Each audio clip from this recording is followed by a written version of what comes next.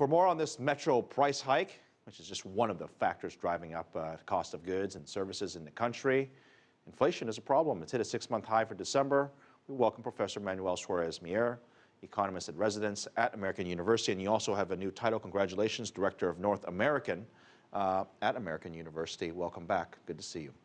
Good evening, Phil. Let me first start with these metro price hikes. We were just talking a moment ago.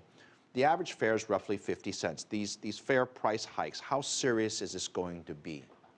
Well, they are serious because they are abrupt. It's almost a 65% increase. But the problem is that you have lags of many years in which you have been subsidizing. So whenever you make a jump, it has to be a big jump. So that's part of the problem.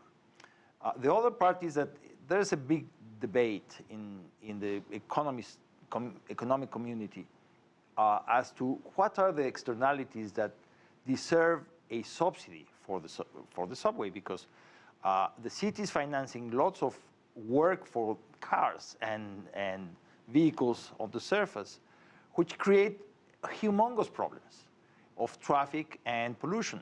I mean, we see that in developing countries around the world, China, India, even here in the U.S., there's always either not enough mass transit, who's going to pay for it. In this particular case, it used to be subsidized. They're going to lessen that by raising the fares, but the money won't be just going into someone's pocket. They're going to use that money to rebuild the infrastructure. Isn't that good news? Well, yes and no, because the subsidy continues to exist. The new fare only covers around 50% of the operating costs.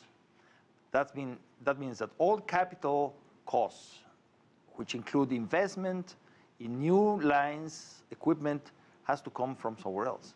Yeah. It's not enough, is what you're saying. It's not enough. They actually would have to raise it much more, which would anger even more riders in Mexico City. But then the other argument is that you don't want to do that because that encourages more cars and vehicles on the surface. And this is unique to Mexico. I mean, Mexico, a lot of people don't realize this. Mexico City used to be one of the biggest cities in the world. It's still one of the biggest cities at 20 million people. Obviously, it's an issue to moving everybody around. Now, last year, when we had you on here, we talked about reforms in Mexico City. A lot of it had to do with the energy sector. Yes. The government has done that, and they've been more or less applauded by most sectors. In 2014, we've got this price hike underway. I know it's not all the government's issue, but what do we have to look forward to in terms of 2014, and will inflation be a problem?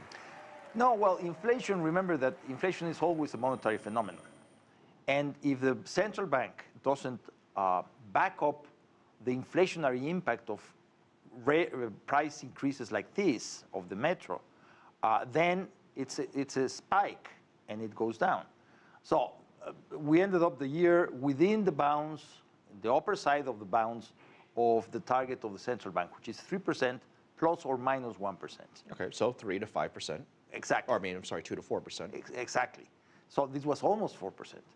So the central bank has managed a fairly loose monetary policy to stimulate the economy, but they are ready to start increasing interest rates and doing whatever is necessary to avoid hitting inflation back, because in the case of Mexico, the central bank has one mandate only, which deals with price stability, not two like the Fed. And this is important because last year the economy in Mexico City wasn't all that great, let's be honest. This year there's a lot of expectations that perhaps things will come around, the reforms will work, there'll be more private sector investment in different industries such as energy and transportation, and even on the retail side.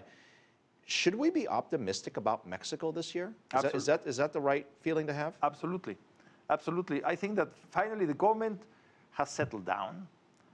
They did a fiscal reform that I don't like and most people don't like, but and has impacted inflation and also poverty.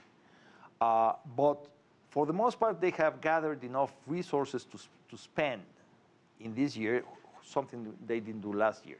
So that will be an additional stimulus, plus the recovery in the U.S. economy, which is a big locomotive for the Mexican economy.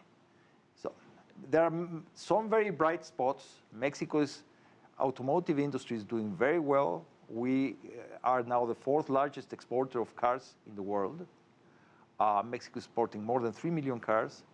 Our So, okay, so that's good for Mexico. Well, I'll give you Yes. that. What is their greatest challenge they're going to face? The greatest challenge is that all the reforms that were passed last year have to be implemented. And it will be crucially important to figure out how they are implemented, how effectively and how fast they are implemented. This is the key to the success of those reforms.